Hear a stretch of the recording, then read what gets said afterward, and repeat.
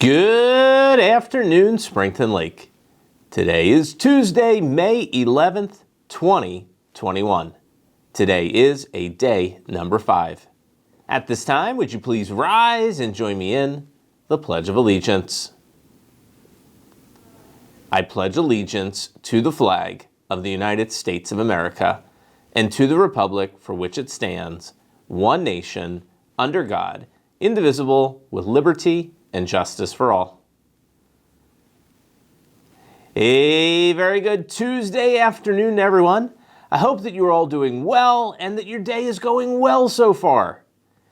Our second round of PSSA testing is now complete.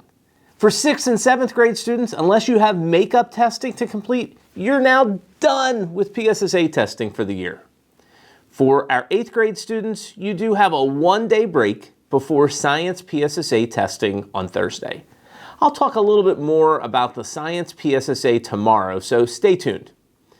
Now, beyond the PSSA, there's still a little bit more testing that will happen between now and the end of the school year. For students enrolled in Algebra 1, you have the Algebra 1 Keystone exam in a few weeks. For everyone, we'll also be doing our annual MAP testing between now and the end of the school year. Your math and language arts teachers will have more to say about this over the next few days and weeks. Now, if you're a fully virtual student in grade 6 or 7, listen up. Again, listen up carefully, fully virtual students in grade 6 and 7. You'll be taking the ELA MAP assessment this Friday, starting at 9 a.m. That's a little bit earlier than normal. So again, I'm going to say it one more time. 6th and 7th grade fully virtual students, you're taking the MAP assessment on Friday morning, starting at 9 a.m. You will be sent a Zoom link, so be looking for this later on in the week. Now, as with all of the assessments that are taking place between now and the end of the year, give it your very best effort. This is your opportunity to show us what you've learned. Your teachers, both this year and next year, will be looking at and using the data. Following 7th period this afternoon, the order of the periods will be 3 and then 9.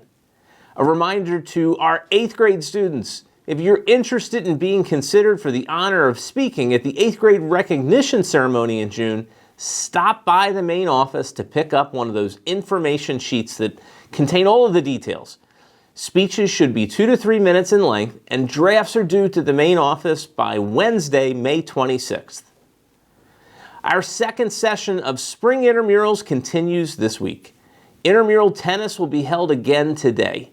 Participants should meet in the A gym after school. Pickup will be at 3:30 at the tennis courts.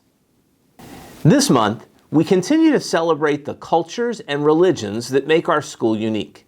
This afternoon, we have a special video from Mr. Winger in celebration of Jewish American Heritage Month. Hi, Springton Lake. I have a fun fact for you. Outside of music, I love to cook. So as we celebrate Jewish American Heritage Month this month, I wanted to talk a little bit about food and Judaism. There's a huge connection between food and the overall Jewish experience. And even for those who aren't Jewish, food offers a really accessible way to connect with Jewish culture and heritage. It seems like every sort of holiday event or occasion in Judaism has some sort of food involved, whether it's hamantashen for Purim, or latkes for Hanukkah, or matzah for Passover, and anything in between. And some of my fondest memories growing up are preparing these foods with my family.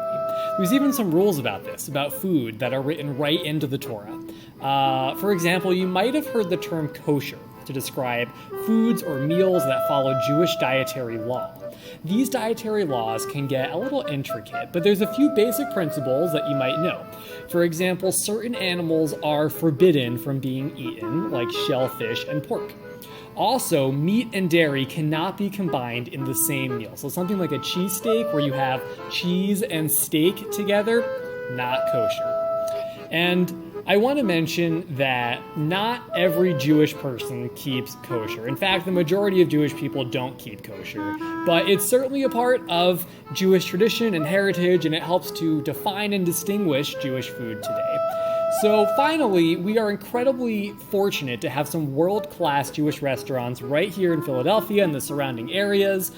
These foods and restaurants range from like sophisticated modern dishes to tried and true Jewish American classics.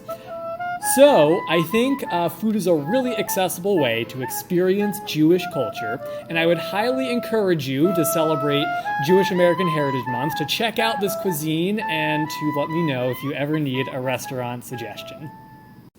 Next up this morning, it's time for Trivia Tuesday and this week's question. Submit your answer using the Google form in Schoology.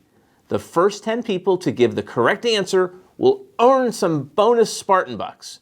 And remember, no Googling. Okay, so here's this morning's question. Postponed from 2020, the Summer Olympics are slated to be held in a few months in Tokyo, Japan. The logo for the Olympics consists of 5 interlocking circles, 1 blue, 1 yellow, 1 green, and 1 red. Can you name the color of the 5th circle on the Olympic logo? Submit your guess and good luck. Okay, Spartans, let's do this. Continue to work hard and keep spreading some of that Spartan kindness wherever you go. And don't forget, keep practicing those habits that will help keep everyone healthy and safe. This means masking up, washing up, and backing up. This concludes our announcements for today. Thank you for your attention.